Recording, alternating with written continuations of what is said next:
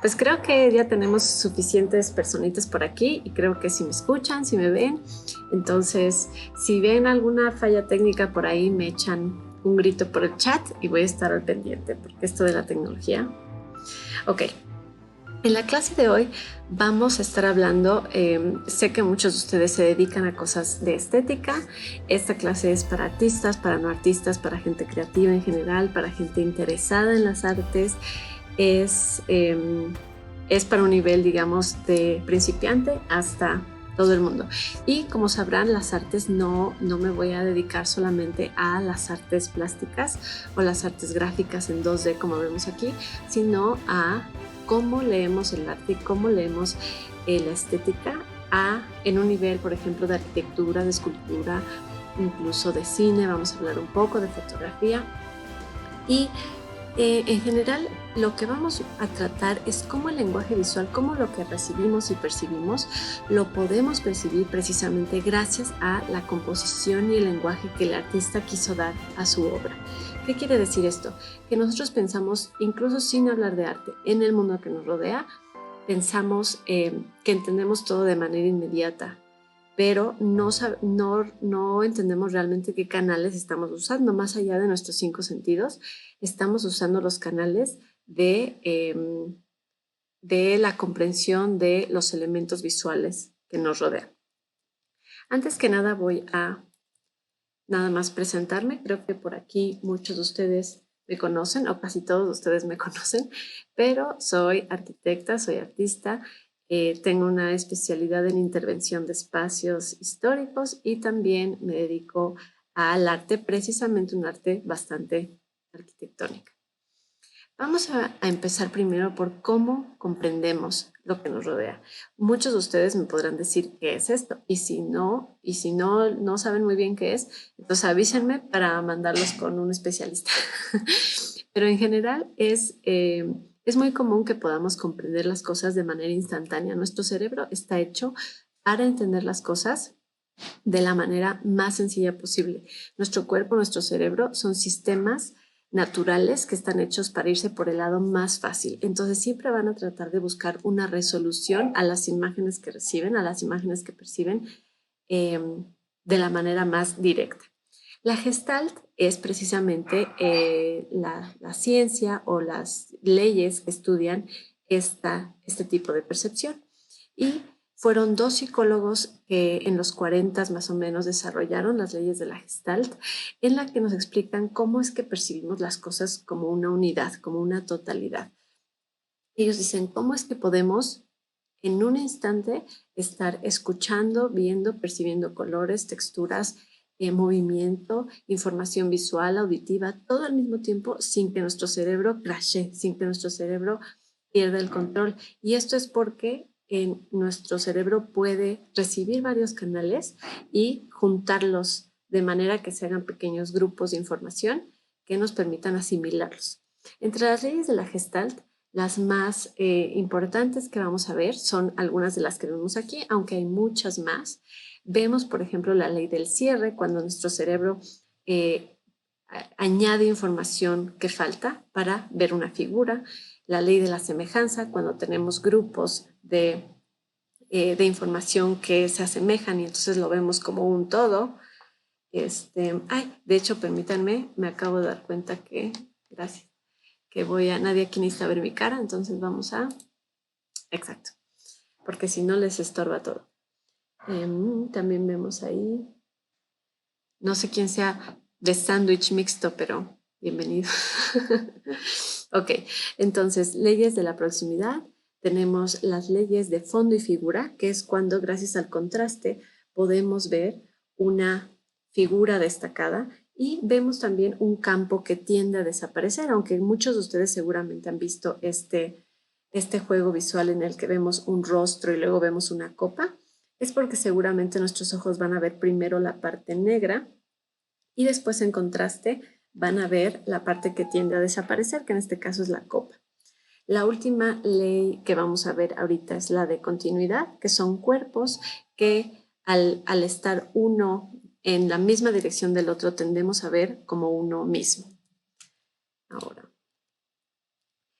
La primera parte podría parecer un poco didáctica, pero es solo la parte en donde vemos, por ejemplo, que vamos a un museo y vemos una ficha técnica. Y esa es la información más básica que si nos animamos a leer vamos a obtener de la obra. Eso sería lo primero, el contexto, en qué momento vivió, creció el autor de la obra, si vivió algún asunto político, religioso de relevancia, la composición de la obra, que es sobre lo que vamos a tratar, la biografía del autor, que no es lo mismo que el contexto porque es mucho más específico a la persona, el estilo y el mensaje que transmite en lo personal, que él quiere transmitir, y también el mensaje que nosotros recibimos, que no es necesariamente el mismo. Ahora, eso por lo mismo me lo salto un poco rápido porque son cosas que si queremos podemos verlas en la ficha técnica de una obra, pero muchas veces no es eso lo que vamos a prestar atención. Entonces, lo básico es precisamente el autor, el título, la fecha, la clasificación de la imagen, pero lo más importante y lo más relevante que vamos a ver es cuando nos encontramos con la obra ya, por ejemplo, en un contexto de galería, de museo, incluso en internet, seguramente vamos a ver solo la imagen. Y es en ese momento donde podemos ya hacer una lectura más descriptiva, más rica, ¿no? Incluso aunque no sea a lo que nos dedicamos, nuestro cerebro puede percibir y leer las obras de cierta manera. Entonces vamos a ver, por ejemplo, en esta comparación entre Renacimiento y Barroco, que la de la izquierda nos da una sensación de simetría, la de la derecha nos da un sentimiento de más movimiento, de más dinamismo. Y esto es porque nuestro cerebro ya está aprendiendo a entender los elementos compositivos, los centros ópticos, los centros geométricos, las líneas de fuerza, el tratamiento de la luz. Si se fijan, en el barroco ya empezamos a ver cosas más específicas, ¿no? En el barroco hay un tratamiento de luz más que tiende más al claroscuro. Lo que sucede es que si vemos este tipo de obras en un museo, muchas veces, y no sé si les ha pasado a ustedes, pero nos saltamos algunas salas con este tipo de arte porque o el contenido no nos es relevante o porque no sabemos leer la obra como tal. Nos puede dar un poco de flojera.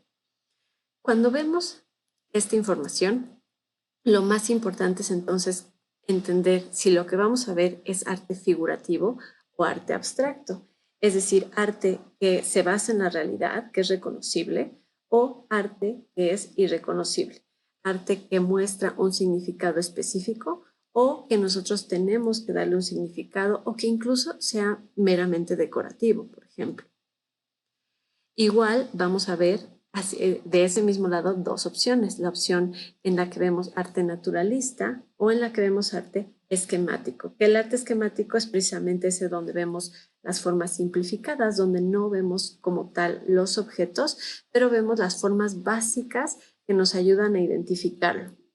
Entonces, por ejemplo, en este caso, en el beso de Brancusi, sabemos que vemos una representación de personas y ya que vemos el título que se llama El beso, entonces terminamos de comprender que hay ojos, que hay una boca que se une, que hay un abrazo, pero si lo pensamos de la manera más simple, en realidad estamos solo casi haciéndolo como simbólicamente, no estamos viendo como tal una representación perfecta de dos personas. La composición es entonces la planeación del arte, la colocación, el arreglo de los elementos, básicamente como si cocináramos, ir poniendo los ingredientes y viendo si con eso tenemos una respuesta del espectador. Supongo que algunos de ustedes van a reconocer este tipo de imágenes. Este es Wes Anderson, que es un jefe de la composición en el cine. Y él va a usar cosas como estas que son pocas, pero hay una línea mucho más grande de elementos de la composición, como la simetría, la línea, la forma, pero también la relación entre los objetos, la representación, el significado de cada elemento en el cuadro que vemos y el ritmo que le otorga a cada uno de los elementos. Ahora, ¿qué es lo que pasa? Que en la naturaleza, cuando vemos objetos, más bien objetos, animales, plantas en la naturaleza, vemos que tienen orden y unidad por sí mismos. Y lo que pasa es que el mundo es naturalmente caótico, el mundo es naturalmente impredecible, pero encuentra balance en una regularidad de formas, en los ciclos naturales.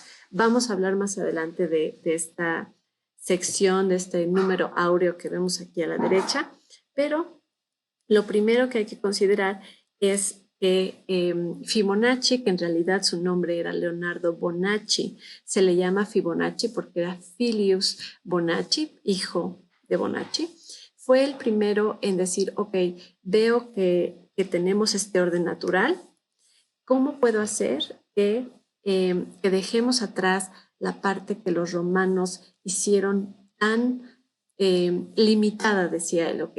Entonces es una cosa de sentirse limitado porque los numerales romanos todavía no tenían cero, todavía no tenían números negativos. Entonces él se va a la India, empieza a identificar cómo es que se desarrollan los sistemas numéricos y cómo es que podía ser un esquema en el que una secuencia matemática se representara ya en la parte gráfica y estética. Claro, él ya lo hizo de manera teórica y lo puso en libros, pero mucho antes que él, desde los primeros tiempos, los hombres ya estaban haciendo arte que buscaban este tipo de armonía en el arte, en el mundo artificial. Un buen ejemplo son precisamente las pinturas rupestres de Lascaux, que podría decirse que no tienen todavía ningún instinto compositivo, pero los expertos han dicho, ok, no tenía todavía quizá una intención artística. No hay manera de saber, aquí todo es quizá. Pero lo que dicen es, ok, si no hay una intención artística, al menos hay un orden místico, hay un orden religioso. Entonces no es solo una acumulación de imágenes de casas, sí hay algo consciente o inconscientemente, hay un instinto compositivo.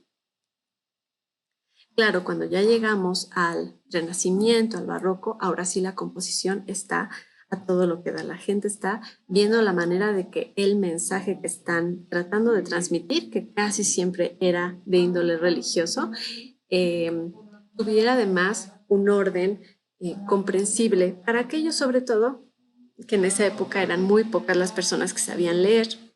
Entonces, la información gráfica que se obtenía en, en las iglesias, por ejemplo, tenía que ser completamente descriptiva. Los ejemplos que vemos aquí de Rafael Sanzio, que es ya Renacimiento, vemos que sí hay una idea de simetría, hay una idea más o menos liberal del uso del espejeado, pero los personajes sí tienen una personalidad propia, sí tienen simbolismo, cada uno de ellos hay una razón para la cual tengan la espada en una mano, un olivo en el cabello, todo lleva, digamos, a la individualidad y a la personalidad propia. Si damos unos pasos atrás hacia los tiempos románicos o hacia los tiempos medievales, vamos a ver que había mucha más generalización. No necesariamente nos van a decir quién es cada personaje. Vemos grupos de personas que representan cosas, pero ya empezamos a ver sistemas compositivos en el que entendemos de manera muy natural que la persona que está al centro y arriba va a ser la más importante. Los símbolos más importantes están sobre ese eje vertical y también va a haber un sentido de jerarquía por tamaño, que vamos a ver un poco más adelante también la idea de la jerarquía. Hoy en día, por supuesto, ese estilo es un poco menos utilizado que otros porque puede resultar un poco monótono. A menos que nosotros usemos otros elementos de la composición, como el color, como la textura, como la dirección, si no usamos estos elementos de manera dinámica, entonces todo lo demás, la simetría puede parecer un poco monótono. Y ahora podríamos decir que es igual de monótono, pero en el arte contemporáneo se usa mucho la composición de estructuras por redes, que hace uso de la repetición y de el orden. ¿Y por qué no nos afecta tanto verlo si hay mucha repetición? Es porque se usa mucho, por ejemplo, como en este caso en la escultura. Entonces nos permite el movimiento, nos permite el recorrido. Es diferente porque es envolvente, es una distribución estrictamente ordenada, pero nos da cierta libertad. La composición por jerarquía, que está muy ligada a lo que hablamos de la simetría, donde tenemos un personaje ya sea arriba o al centro, mostrando que claramente tiene más relevancia que otros. Y claro, si se han dado cuenta, vamos de atrás para adelante en la historia, porque estamos hablando de composición, no de la línea del tiempo.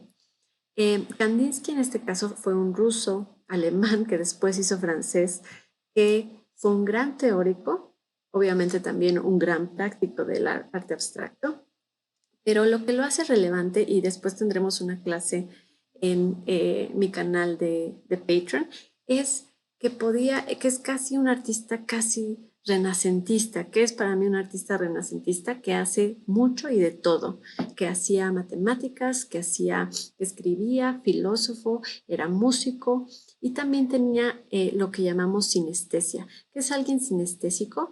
Es alguien que ve color y al ver colores escucha el color, escucha algún sonido al ver color, o al revés, el sonido que escucha le brinda, digamos, una conexión con otros sentidos. Una persona sinestésica es la persona que puede conectar sus 5 sentidos de ida y vuelta, y no hay muchas personas de esas características.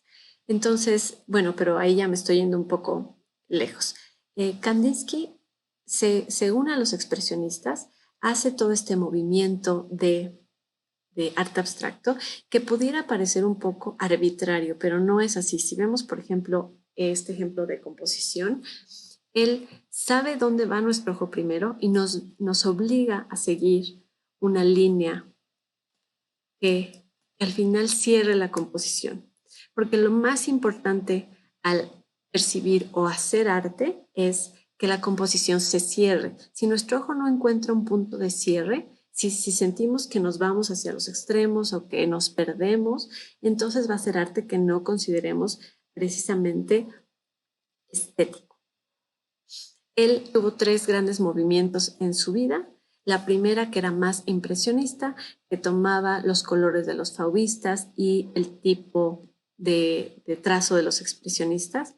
Después se mueve a las improvisaciones, que eran expresiones más o menos, digo, de emociones internas, pero todavía meditadas.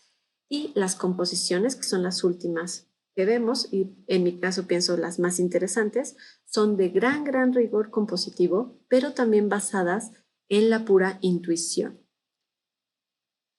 Ahora, regresando al Renacimiento, vemos la ley de la perspectiva, que es básicamente lo que vemos todo el día en nuestra vida y que hoy en día es lo más normal de ver, pero en su momento fue un shock entender que podíamos representar profundidad a través de un lienzo plano. En ese momento fue un desarrollo científico y matemático muy importante. Este ejemplo, que es uno de los mejores de la Escuela de Atenas, nos ayuda a ver cómo tenemos una línea del horizonte y puntos de fuga que no solo muestran profundidad, pero lo segundo más relevante es que los personajes pueden ahora sí mostrarse en sus dimensiones casi reales dependiendo de su posición en el plano. Entonces, conforme estemos más al fondo, pues nos vamos a ver más pequeños, conforme estemos más al frente, nos vamos a ver más grandes. La composición libre gestual es esa que, no sé si muchos de ustedes reconozcan este cuadro, pero este es Jackson Pollock.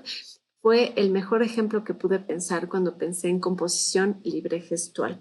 ¿Por qué? Porque muestra el temperamento del artista, pero a la vez está completamente abierto a la interpretación.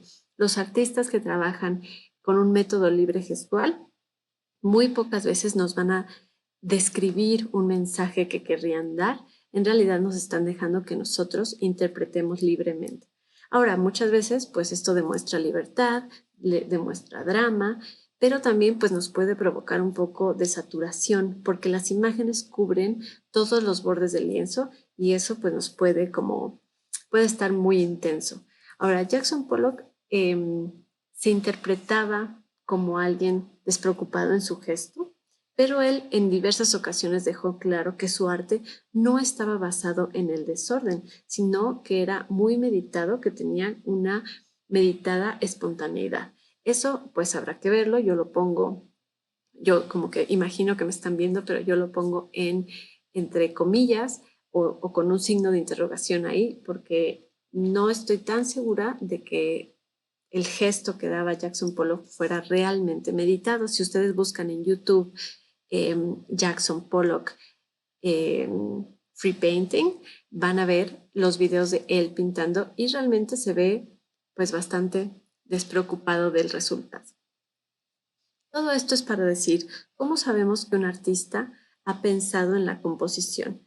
Y si muchos de ustedes se dedican a esta parte de la estética, es una pregunta que se harán cuando produzcan arte, cuando produzcan arquitectura o cuando produzcan cualquier tipo de información gráfica. ¿Cómo puedo dar a entender que sí pensé en la composición? Bueno, pues cada elemento tiene que tener un valor, cada elemento tiene que ser completamente indispensable para entender la lógica de la imagen y tiene que contar una historia. En este caso, por ejemplo, se ve claramente que el color nos está contando una historia, porque en el imaginario que tenemos los occidentales es muy probable que estén pensando que el rojo, el naranja intenso, tiende hacia una idea de maldad y el blanco, el azul cielo, etcétera, tiende a una idea de bondad. Y cuando digo tiende es porque consideremos que el mundo occidental vive las cosas en su mente de manera diferente que el mundo oriental. Entonces siempre vamos a tender de este lado del mundo, vamos a tender a leer de izquierda a derecha la narrativa, vamos a tender a entenderla de arriba a abajo porque así leemos.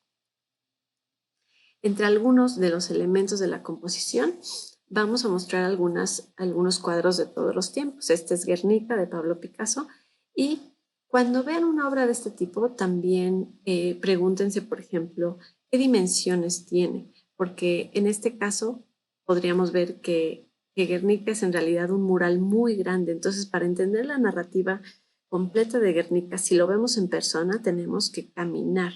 Y eso cambia la manera en que leemos las obras. Si las tenemos enfrente en un lienzo, si las tenemos que caminar. Si alguno de ustedes ha tenido la oportunidad de ver la Mona Lisa, tal vez a ustedes les impactó que el tamaño no es la gran cosa.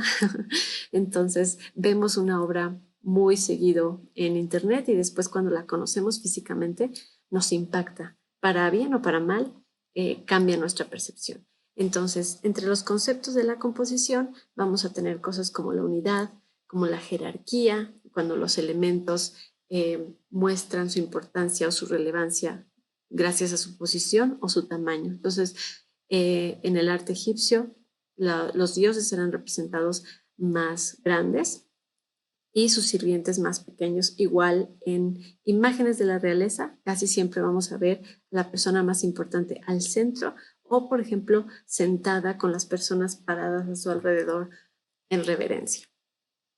En otro de los conceptos vemos la posición, la tensión, cómo es que aunque hay un bulto más grande, como en este ejemplo, un bulto más grande que tiende hacia la izquierda, vemos líneas de tensión y un personaje con una luz a la derecha que jala, sentimos que jala la composición hacia la derecha.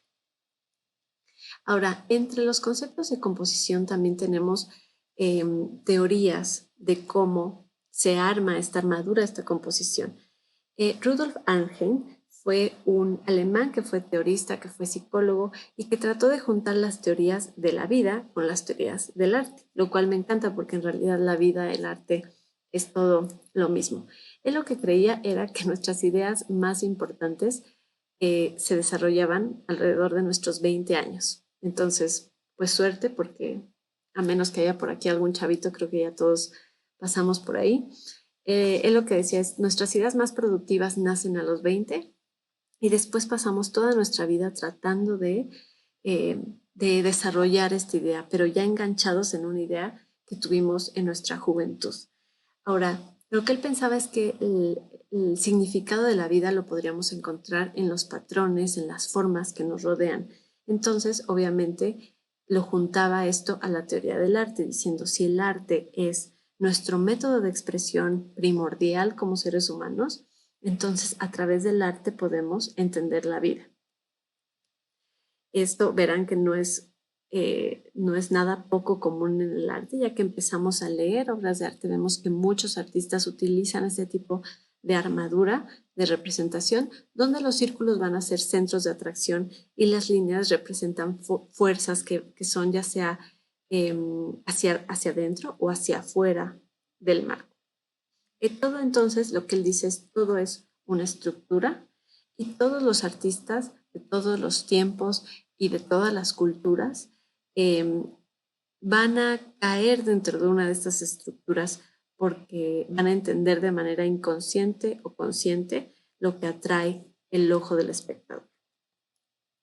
En la idea de profundidad tenemos el ejemplo de Escher, que si ven mi primera clase de Patreon van a ver que se trató sobre Escher precisamente, que es el maestro de las figuras imposibles, de las ilusiones ópticas, de los mundos imaginarios. Estuvo siempre interesado en representar con tridimensionalidad esos espacios paradójicos, como el que vemos a la derecha, y sobre todo desafiar el modo tradicional de representar los espacios. Entonces, su pregunta siempre fue, ¿cómo puedo generar espacios psicológicamente complejos en una superficie 2D? Ahora, el formato que tenemos condiciona la composición y la narrativa. Si lo vemos precisamente en un libro, si lo vemos físicamente en un edificio, cómo esto condiciona la manera en la que lo leemos. En este caso, por ejemplo, ¿qué pasa cuando la narrativa es un continuo? Cuando es una forma que no indica principio, que no indica fin.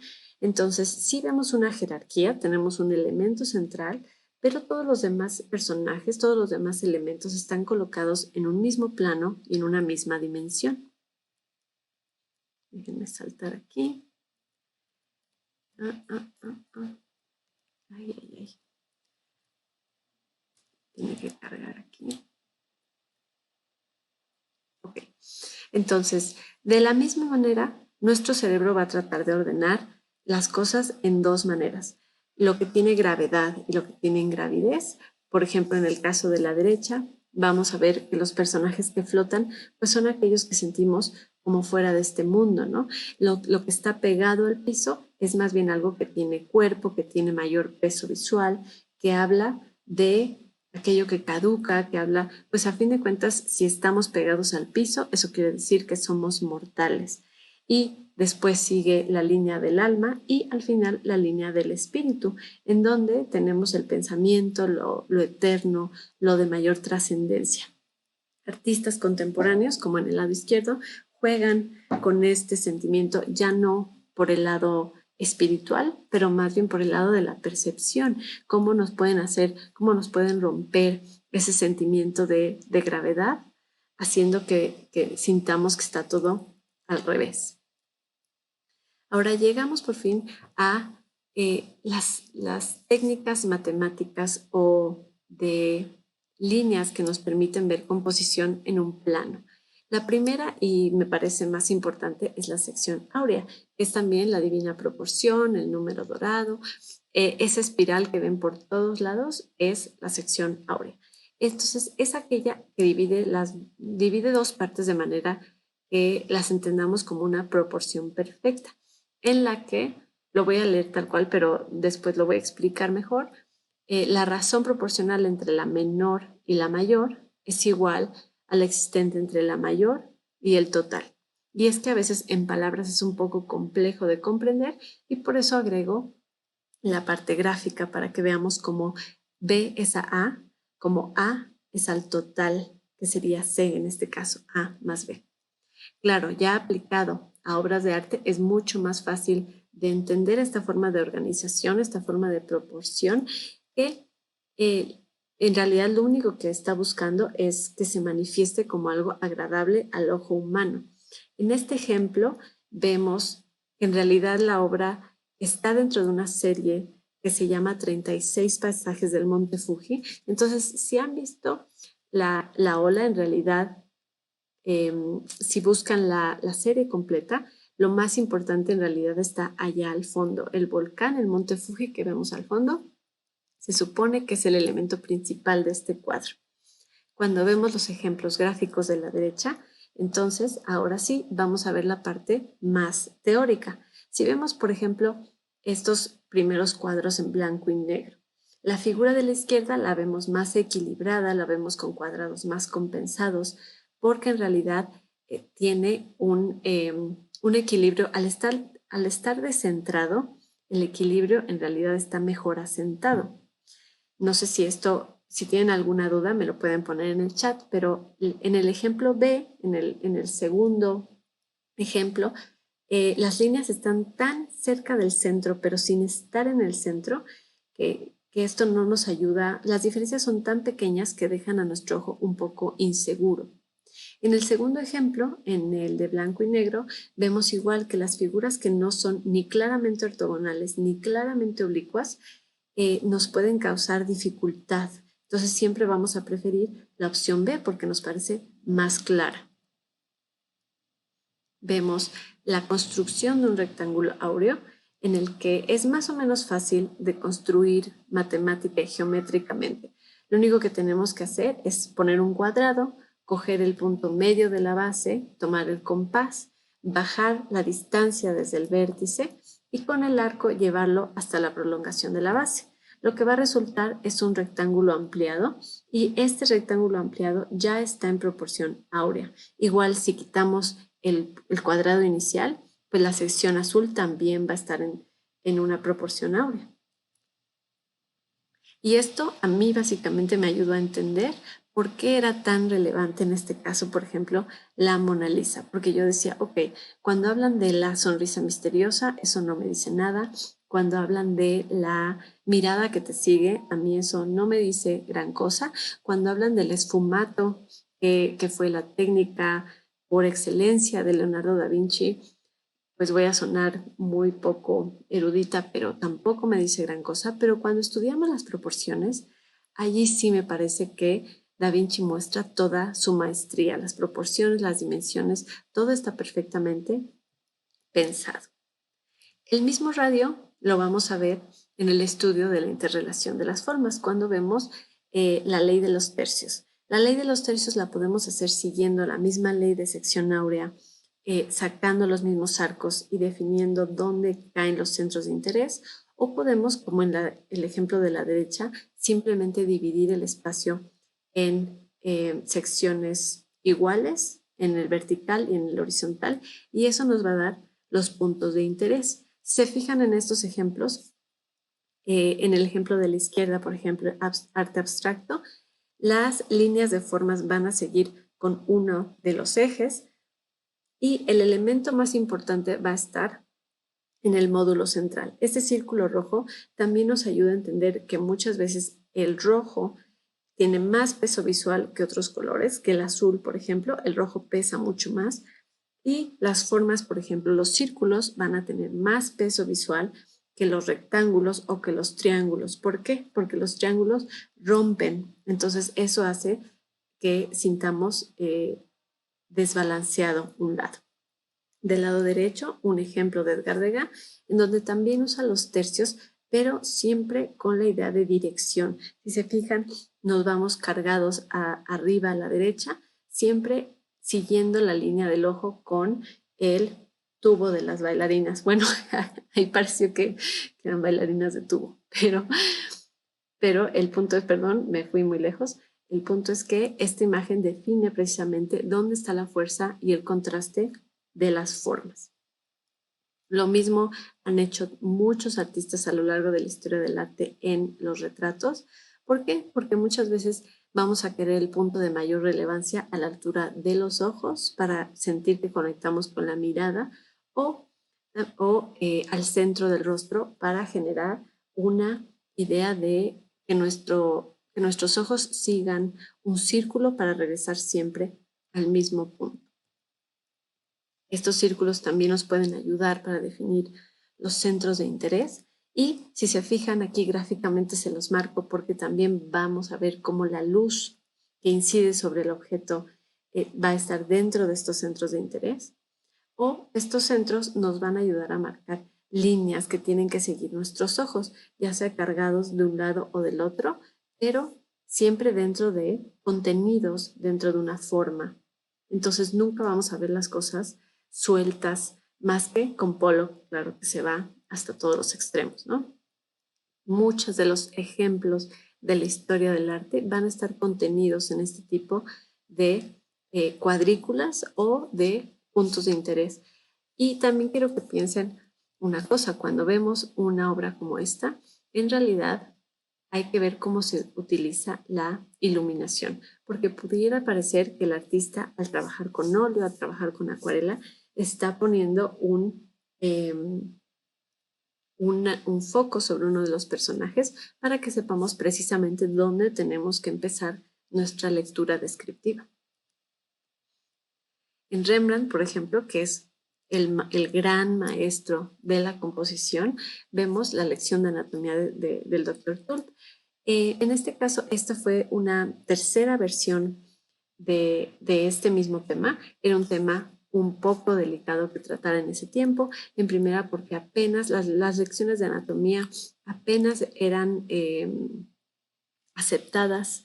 Muchas veces estaba muy restringido el derecho de analizar un cuerpo. Y en este caso vemos cosas como que él empieza por el brazo, porque lo que está haciendo es jalar un músculo y mostrando con su propia mano a los alumnos qué reacción va a dar el movimiento de ese músculo. Es un poco falso como imagen porque en realidad este tipo de lecciones siempre empezaban por el tórax. ¿Por qué? Porque los órganos internos son lo primero que se pudre, entonces es necesario empezar por ahí, después hacia la cabeza y al final las extremidades. El punto de incluir esta obra en esta clase es que Rembrandt es un maestro de la composición.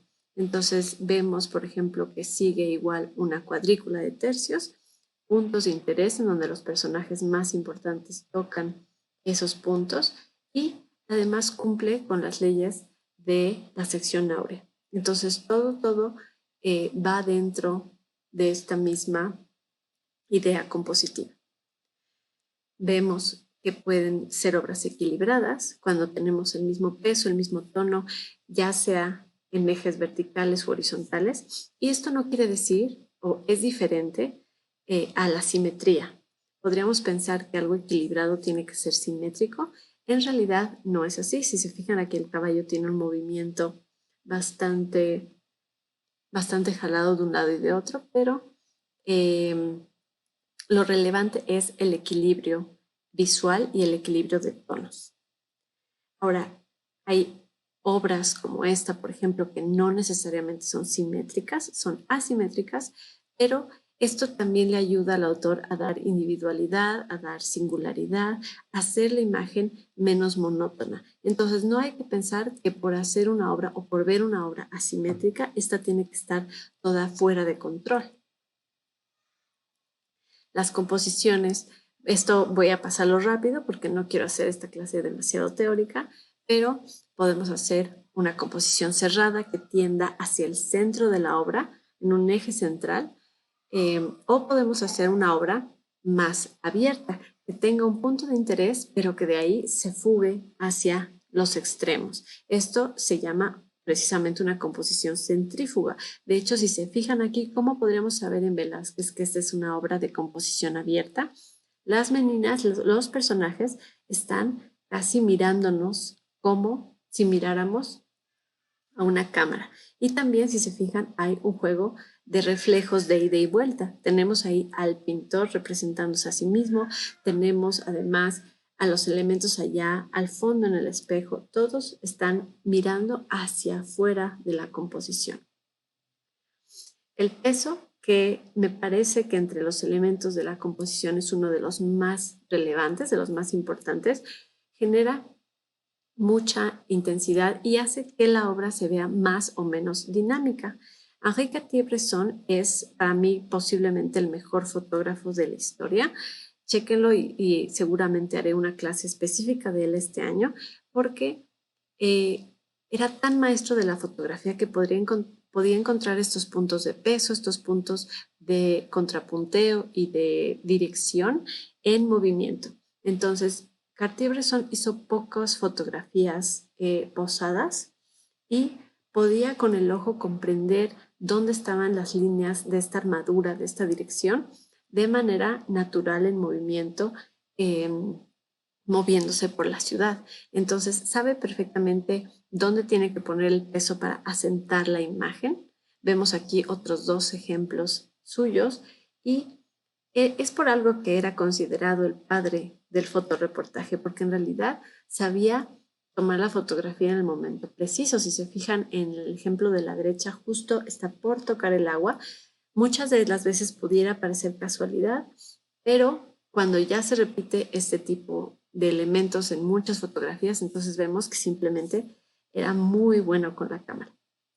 Entonces, en la composición del plano, hablando otra vez, volviendo al tema de la composición, vemos que las fotos de Cartier-Bresson tienen mucha fuerza, digamos, de dirección. Entonces, si no vamos a tener textura, si no vamos a tener color más que en contraste, entonces es importante que la proporción se junte con el peso para generar este tipo de estructura visual.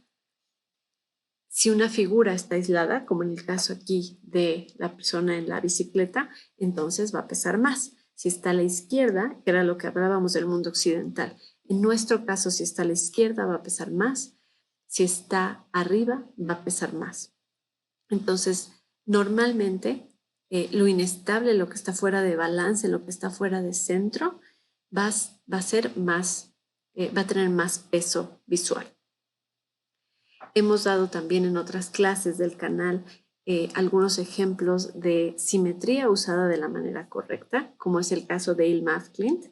Y en ella lo que vemos es que hay una tensión, pero esta tensión, al ser simétrica, es muy sutil, es muy sencilla. No, voy a decir más bien simple, porque no es sencilla, no hay pasividad en este equilibrio.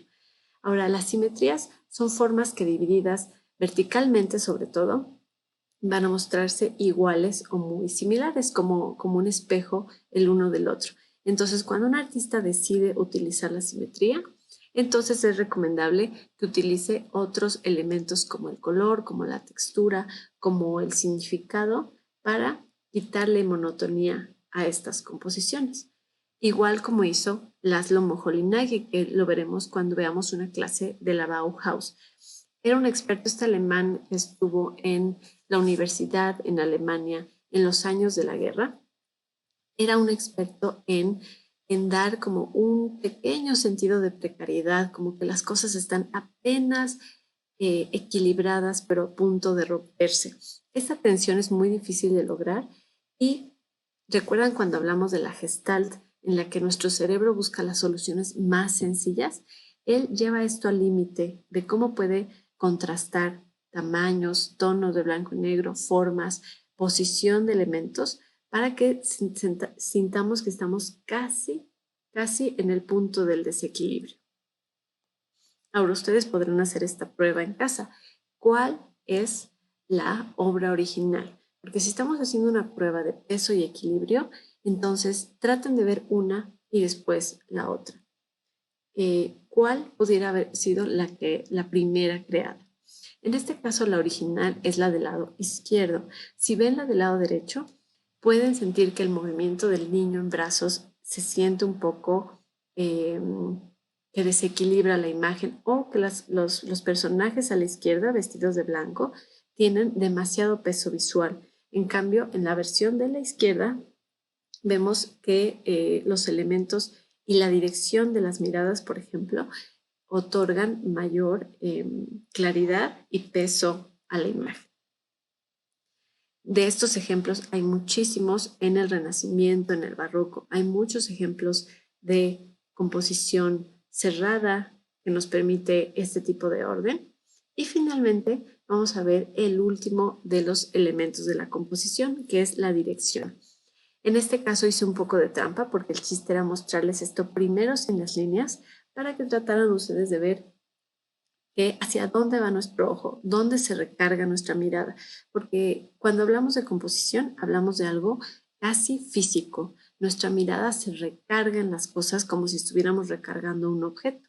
Entonces, en la dirección de escena vemos elementos formales que se relacionan entre sí. Vemos cada gesto, cada mirada, cada movimiento de la figura tiene una dirección. Entonces, si nosotros vemos, por ejemplo, la versión sin líneas, vamos a entender que los brazos elevados tienen una dirección, que las miradas hacia arriba, hacia abajo tienen una dirección, que el brazo que cae se recarga sobre la piedra. ¿Qué pasaría si este brazo lo hubiera pintado el artista un poco por encima sin tocar la piedra? Nuestra mirada se hubiera sentido un poco fuera de lugar, un poco desconcertada, porque la composición no tendría dónde descansar. En cuanto a la dirección, como decíamos, la mirada tiene igual de peso que los elementos físicos, porque no funciona como algo en movimiento, como una danza. Funciona precisamente porque cada elemento visual que vemos tiene un peso visual. Entonces, en el ejemplo de la izquierda, por ejemplo, la persona de la derecha observa las manos, pero las manos nos llevan en los brazos hacia arriba otra vez para cerrar la composición. El chiste entonces va a ser que la composición siempre se sienta cerrada. Volvamos entonces a un ejemplo del que ya habíamos hablado, que es Guernica. Y vamos a ver por qué es que esta obra se hizo tan famosa. Esta obra se hizo famosa porque es muy fácil de leer. Bueno, no necesariamente, porque puede que no sepan la historia, el trasfondo del ataque de Guernica, de la posición política de Picasso tratando de luchar contra el franquismo, pero incluso sin conocer el contexto, es una lectura más o menos fácil, donde vemos primero una distribución de masas y de pesos visuales, donde casi todo se construye alrededor de este triángulo inicial, y luego vemos dos núcleos de interés en la composición. Si no saben todavía la historia de esta, voy a dar una clase sobre Picasso que va a estar en el canal en febrero, pero hablamos de cómo él se representa a sí mismo como un toro.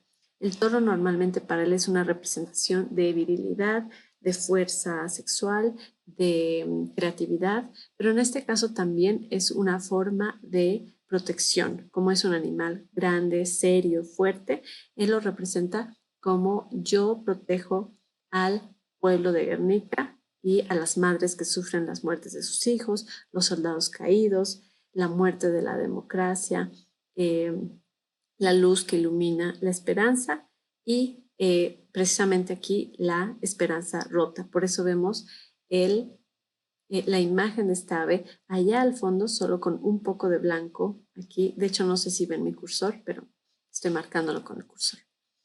Vemos los ritmos visuales, el recorrido de nuestro ojo, cómo es que normalmente se lee esta obra, y así es básicamente como pueden hacer con cada una de las obras que leen, ver cuáles son las masas, después ver dónde están los núcleos de interés y después ver el ritmo visual, cómo es o de dónde a dónde va el movimiento y el recorrido de su ojo.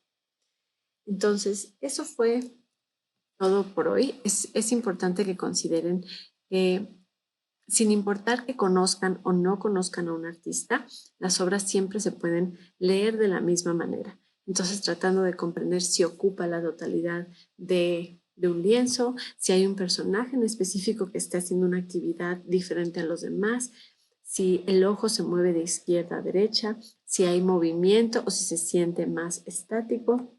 El chiste es que todo lo que ustedes encuentren bello seguramente va a tener una relación o una proporción, una cierta regularidad. Eso es lo que decía Platón, pero creo que es completamente cierto.